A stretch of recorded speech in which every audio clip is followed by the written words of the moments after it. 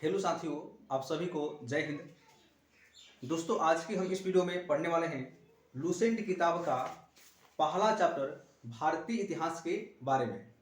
दोस्तों, आपको हम बता दें कि लूसेंट का जो न्यू अपडेट हुआ है जिसमें आपके 442 को पेज दिए गए हैं। अगर आपके पास नहीं है जरूर इसे खरीद लें।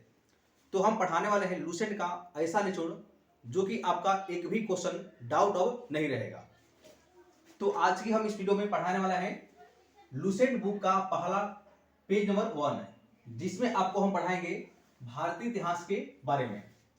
तो आज का आपका पहला पॉइंट है कि उत्तर में हिमालय से लेकर दक्षिण में समुद्र तक फैला यह एक उप महाद्वीपीय भारतवर्ष के नाम से ज्ञात है। दोस्तों, ये कहा है भारत का नक्शा है। तो उत्तर में कहा है हिमालय है, भारत के उत्तर में कहा है हिमालय है और दक्षिण में कहा है समुद्र है। तो उत्तर हिमालय से लेकर दक्षिण में समुद्र तक फैला यह एक भारतीय उप महाद्वीप के नाम से ज्ञात है। और भारतीय उप महाद्वीप में दोस्तों कुल 7 द्वीप देश आते हैं। कितने? भारतीय उप महाद्वीप में कुल 7 द्वीप देश आते हैं। कौन कौन? पाकिस्तान, मालदीव, श्रीलंका, बांग्लादेश, भूटान, नेपाल एवं भारत। ये सभी जो है यह एक भारतीय उप महाद्वीप में आते हैं। ठीक। नेक्स्ट है महाकाव्य तथा पुराणों में इसे भारतवर्ष कहा जाता है। महाकाव्य तथा पुराणों में दोस्तों इसे भारतवर्ष कहा जाता है। और भारतवर्ष का जो अर्थ होता है ये होता है भारत की संतान कहा जाता है। और भारत शब्द जो है यह एक कबीले का नाम था। जो भारत जो है यह एक प्राचीन कबीले का ये नाम था। नेक्स्ट है प्राचीन भारतीय अपने देश को जम्बूद्वीप कहते थे। जो प्राचीन भारतीय थे ये अपने देश को जम्बूद्वीप कहते थे। और जम्बूद्वीप का अर्थ होता है जामुन वृक्षों का द्वीप होता है। ठीक। और नेक्स्ट है इसमें भारत में विदेशियों का आगमन। दोस्तों यहां पर क्या है, तीनों क्या है, धारा है। और इसी धारा से हमारे देश में विदेशियों का आगमन होता है। तो पहला विदेशी कौन है?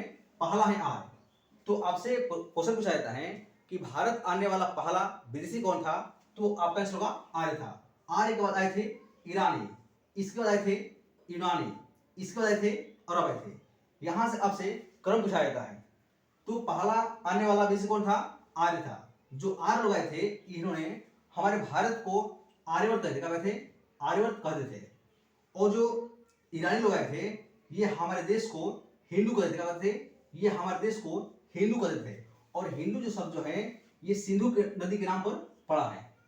जो हिंदू जो शब्द जो है दोस्तों ये सिंधु नदी के नाम पर इसे जोड़ा गया है। और हिंदू जो शब्द जो है ये मध्यकाल में इसे हिंदुस्तान जो है कहा जाता है।